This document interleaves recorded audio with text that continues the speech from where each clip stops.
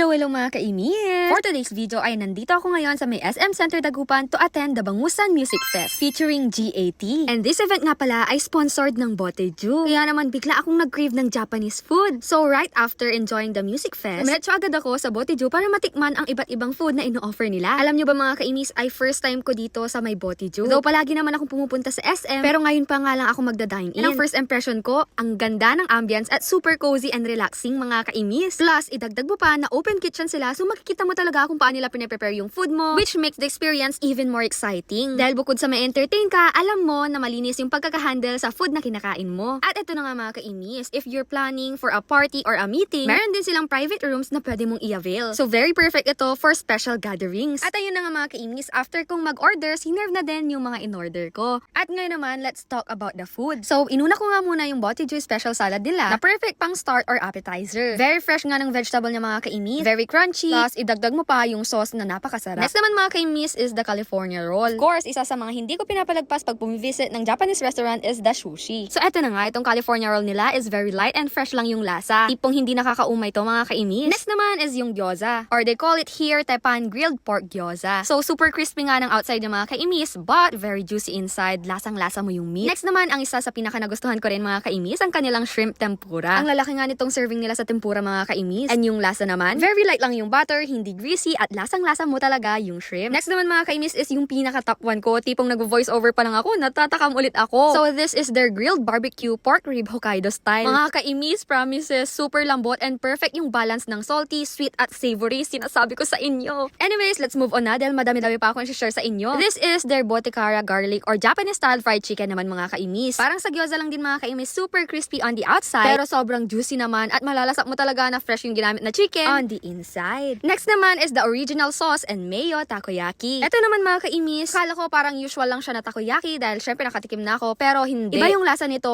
unlike sa mga usual na titikman ko na takoyaki. Super creamy nga nung loob nito mga kaimis plus the sauce pa, sobrang sarap. Of course, ang hindi magpapahuli ng mga kaimis is yung pork tonkatsu ramen nila. Tignan nyo naman mga kaimis, very appetizing. And yung taste naman mga kaimis, one of the best ramen na natikman ko mga kaimis, very smoky and savory. Tapos sobrang comforting lang yung mga kaimis. Kung kailangan mo ng comfort, for dago ka na dito. At yung next naman na tinikman ko mga kaimis is yung rice meals nila, which is the tender pork katsu. And ayun, crispy and satisfying naman siya mga kaimis. Tipong mabubusog ka na talaga and perfect talaga siya with rice. And speaking of rice, may pa-promo pala sila mga kaimis dahil starting this May 1, 2026, dahil any customer na magpo-purchase ng rice or soup is entitled to a refill. So for their rice set mga kaimis is 150 and pag in-avail mo to is unli ka na hanggang mabusog ka. So pag rice naman is for only 80 pesos, may unli rice ka na. And sa miso soup naman is 70 pesos. And if your meal is already includes rice like bento, donburi, or bundles, ay may unlimited rice refill ka na rin. And take note mga kaimis, this is for dine-in only. At meron pa nga mga kaimis, dahil kung Metrobank card holder ka, swerte mo. Dahil starting May 4 to June 30,